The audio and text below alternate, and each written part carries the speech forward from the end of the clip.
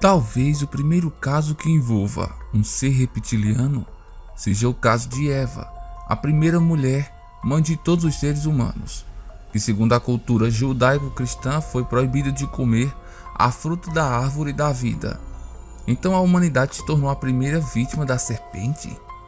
Seria isso algo simbólico ou literal? Existem vários contos da humanidade, uma suposta raça que esteve em contato com os seres humanos em todos os lugares do continente.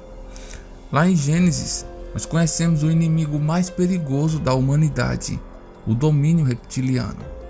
Se nós olharmos para a mitologia de inúmeras culturas, nós veremos civilizações repletas de répteis, serpentes emplumadas e estranhos seres híbridos reptilianos. Para alguns estudiosos, essa figura frequentemente da serpente, enraizada nas tradições e símbolos humanos, deve ter ligação com algo real que aconteceu no início da evolução humana. As culturas dizem que seres répteis e enormes entregaram à humanidade grandes conhecimentos tecnológicos, ajudando a tornar-nos seres civilizados. Para alguns estudiosos, pode ser que uma raça que não seja humana tenha afetado nossa evolução ou talvez até mesmo alterado nosso DNA. Acontece que as espécies aparentemente não somente evoluem vagarosamente com o passar dos milênios, mas algumas também têm um salto evolutivo impressionante, como por exemplo o Homo sapiens. Ele apareceu no planeta há uns 2 milhões de anos atrás e apenas há 6 mil anos constituiu as primeiras civilizações, cidades modernas na Mesopotâmia, até chegar na atualidade, com a criação da escrita cuneiforme para computadores, ou seja, explorando cada vez mais um território desconhecido, até desenvolver tecnologias de voo espacial. Mas por que o Homo sapiens evoluiu tão rapidamente? O pesquisador Zacharias Sitchin dedicou sua vida ao estudo da mitologia suméria. Em um de seus livros, ele fala sobre uma teoria que, no passado, fomos visitados por viajantes estrangeiros do planeta Nibiru, conhecidos como Anunnaki. Eles teriam vindo aqui para explorar os nossos recursos minerais, mas precisariam de uma mão de obra para essa mineração. Então eles pegaram a espécie que já havia presente aqui na Terra e manipularam geneticamente, usando um pouco de seu DNA através de enxerto, o que resultou em uma criatura humanoide. Daí surgiu o Homo erectus.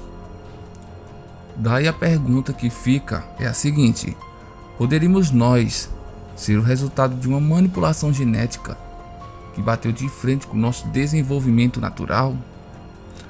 Existe um teorista da conspiração muito respeitado, conhecido como David Icke.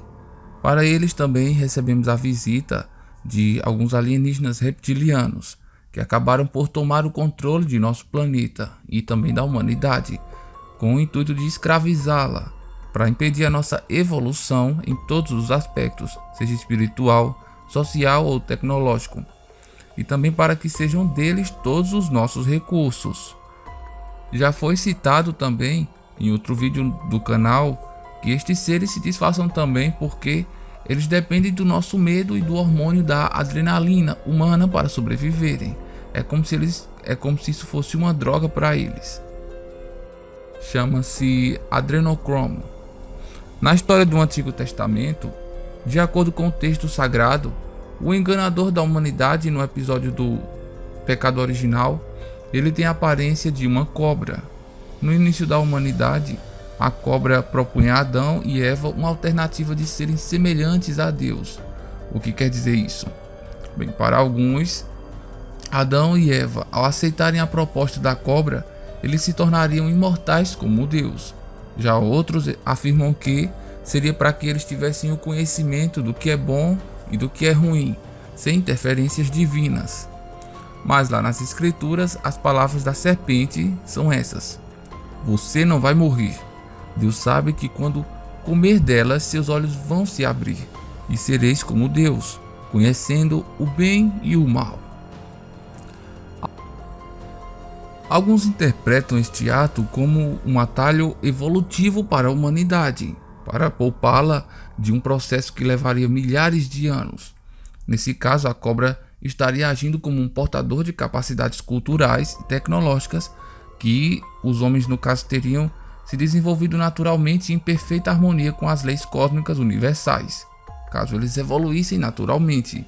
Esta história ela se assemelha com o mito de Prometeu, que roubou fogo dos deuses e deu aos homens, e com a história do mito com a história do mito sumério de Enki, que tinha o segredo das civilizações.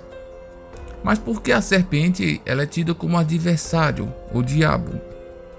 Talvez isso seja por causa do custo desta evolução humana, que foi tão rápida e sem explicação que acabou tendo um preço alto.